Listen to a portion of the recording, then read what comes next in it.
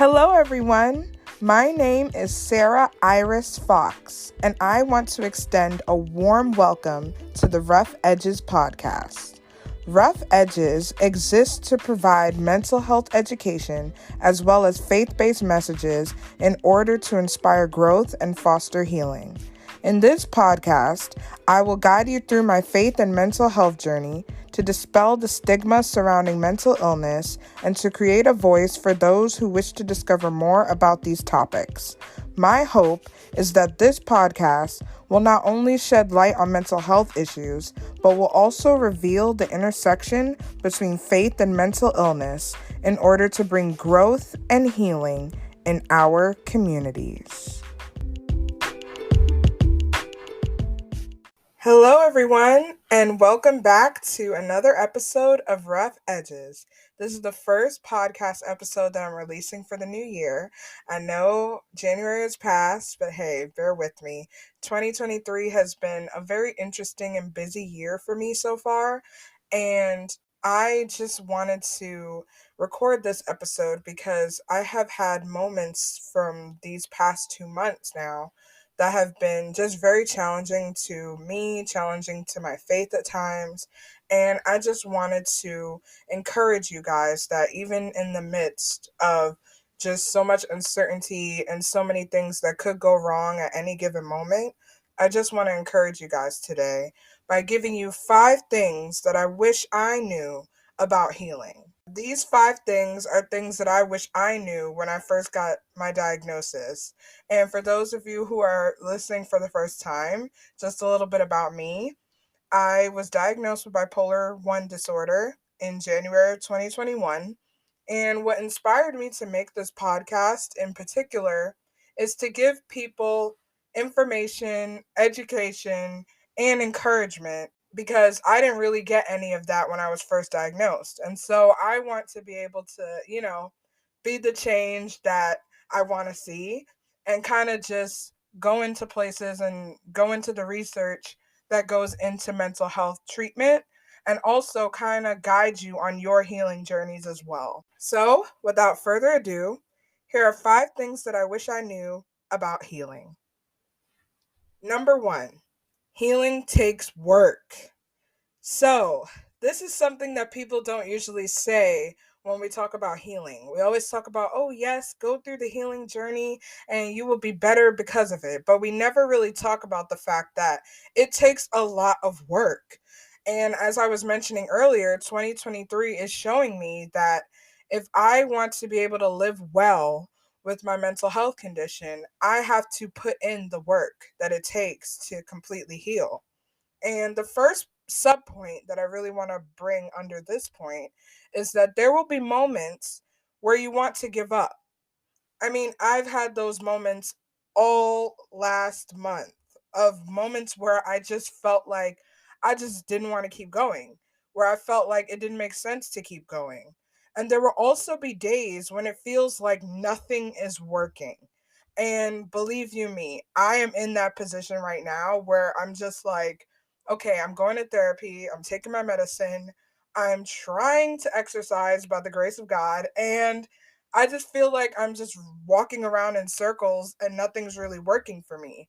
But the thing that you have to remember is that during those times, you need to remind yourself of where you came from and where you're going. The thing is, it's like we often think about the road ahead and what we have to accomplish and where we have to go in the future, but we never really take a look back and see where we came from, like what our progress was.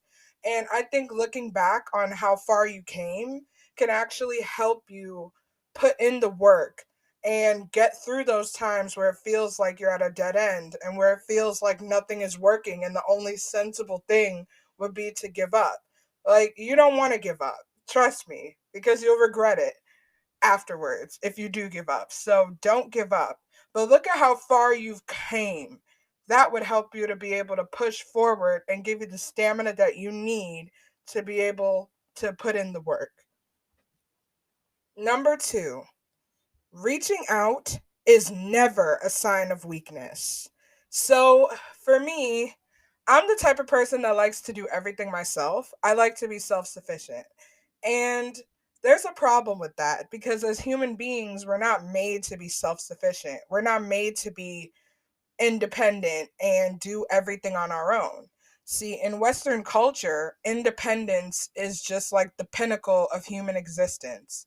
Like, we feel like we need to do everything on our own, otherwise, we won't be able to achieve much. And that's not true because we are made for community, we are made to do life together. And so, one thing I would stress under this point is that you need to assess your inner circle. The thing is, when it comes to friendships and people who are close to you, not everybody fits that criteria. And the thing about it is like, yes, we want to think that we have like 50 million friends on social media and in real life, but that's not how it goes. Jesus's inner circle was 3 people. And I'm not saying that you have to limit your friends down to 3 people and call them like, this is my inner circle. Well, you do have to be mindful that not everybody could be your close friend. And that's something that you need to assess for yourself. You need to think about, who do I want to let into the innermost parts of my life, and who do I want to, you know, inform of my triggers, of my mental health journey. Who do I want in this journey with me? And once you figure out who those people are, you need to let them in on your struggles. You need to be vulnerable with them because you need to let somebody know, especially when you feel like all hope is lost. You need people in your life to remind you and speak hope and faith and encouragement into you and say, hey, all hope is not lost. So I would say assess that inner circle and be vulnerable with those people because they can lift you up when you feel like you can't go on. The second thing you need to do is assess your professional help. Seek professional help. So if you're dealing with a mental health condition, you need a therapist, you need a psychiatrist, and if you need a nutritionist, go right ahead with that too. Like, you need professional help to help you walk through this because this is a journey that requires additional tools to help you move forward. So I would definitely say know who your professional circle is and build that up as well. And lastly, asking for help is necessary because, again, you can't do this by yourself and you need the help that you can get in order to move forward in your healing journey. Number 3, comparison will rob you of peace. So the thing is with comparison is that you are looking at someone else and you're comparing your chapter 2 to their chapter 20 and thinking, "Oh, I can't achieve as much as that person." Or you think, "Oh, I achieved all these things. Why can't that person achieve them?" Or you think, "Oh, why is that person doing better than me?" Like, just get rid of comparison altogether on your healing journey. Never compare your journey to someone else's because the thing is, you will always be looking at what that other person is doing and you will be neglecting your own progress. Because when you're busy looking at someone else, you are not focusing on you and you are not focusing on what you can do and what you have accomplished and how far you came. You're just looking at someone else. And I love this line from this song by Lecrae called Celebrate More. And there's a line in that song that says, "Don't let your food get cold looking at somebody else's plate." And that's a very powerful line because when I first heard it, I was like, that's exactly what I've been doing most of the time. I've been looking at other people. I've been looking at other platforms. I've been looking at my friends. I've been looking at so many other people's journeys that I've neglected looking at my own and seeing areas that I can improve.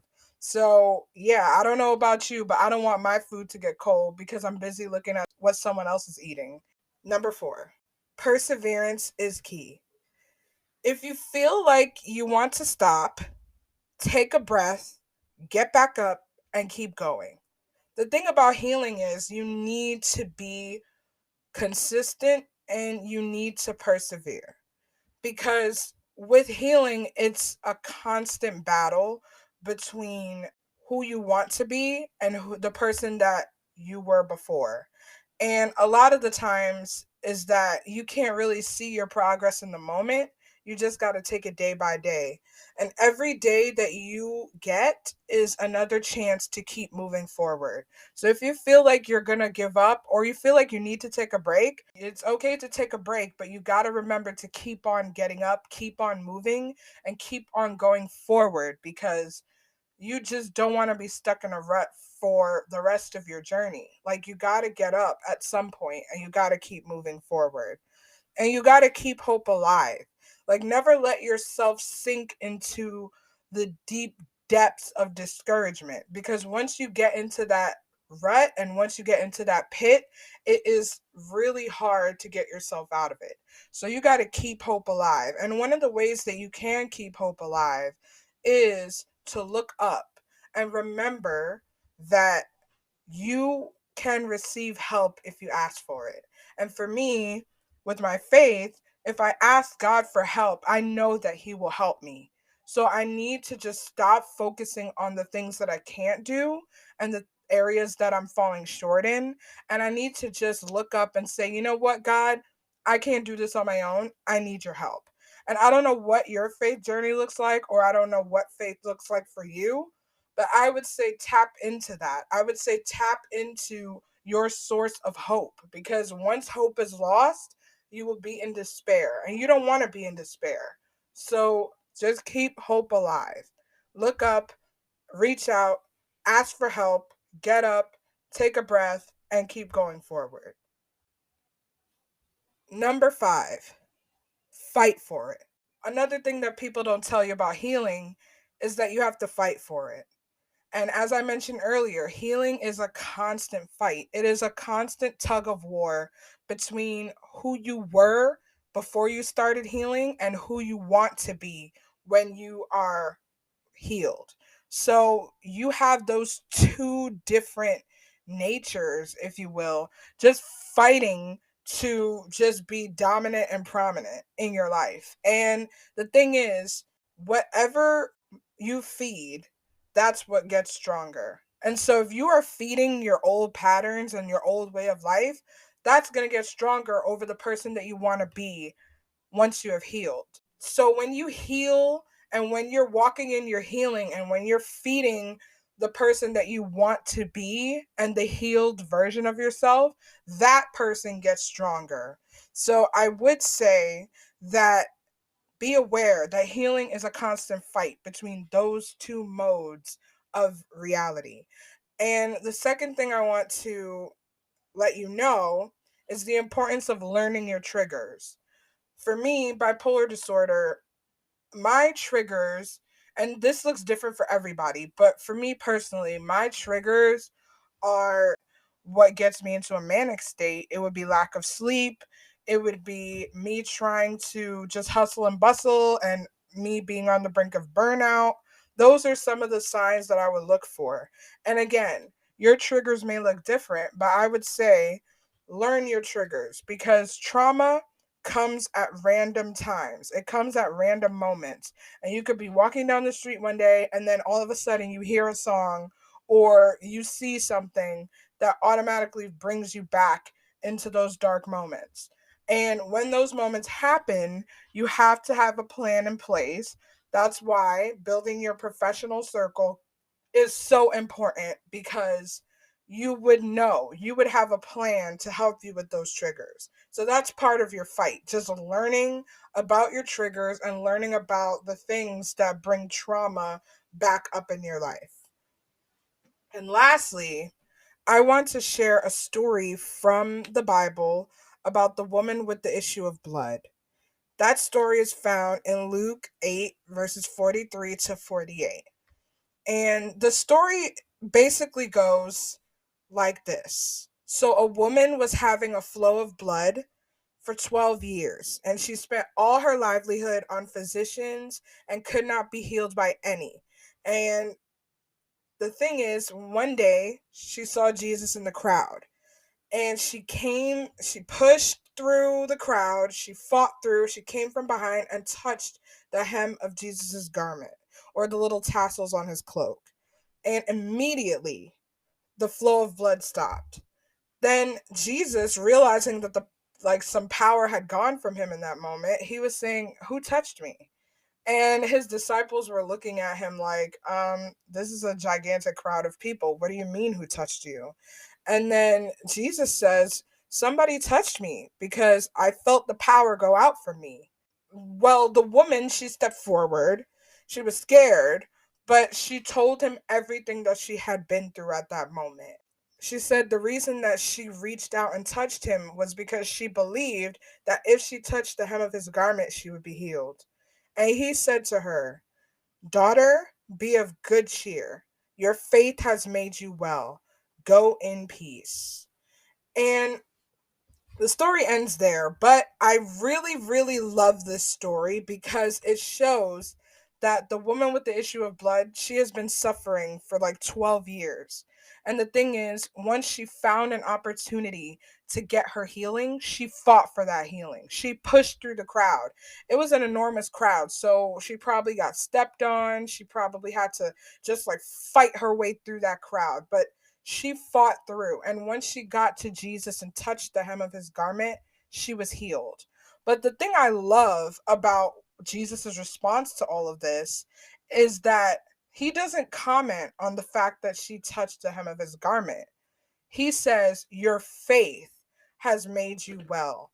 Go in peace." And the thing is, that's the element that we often forget about. We often forget about the faith, the hope, the will that it takes to keep going and to keep pushing forward.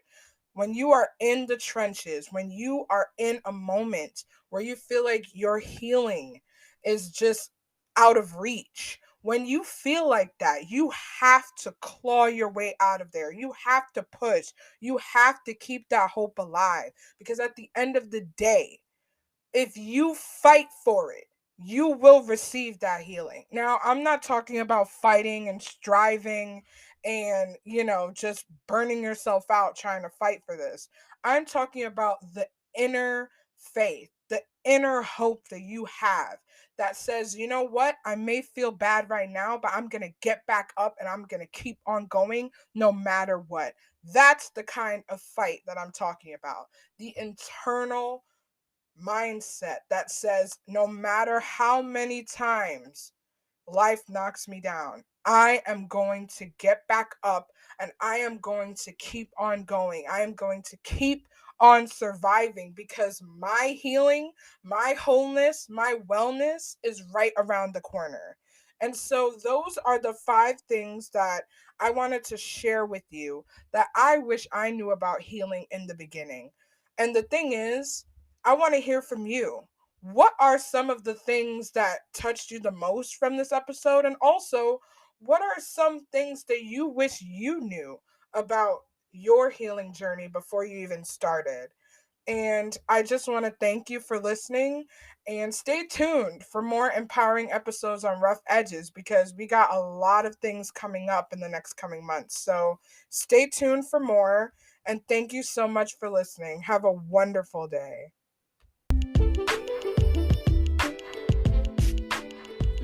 Thank you for listening to Rough Edges. This podcast is available on Spotify, Anchor, Apple Podcast, iHeartRadio, and more. For more updates on the Rough Edges podcast, please follow on Instagram at rough.edges.podcast. You can also visit the official podcast website at www.roughedgespodcast.com. If you have any questions or further suggestions for how this podcast can grow, please email at rough.edges.podcast@gmail.com. Thanks for listening and have a wonderful day.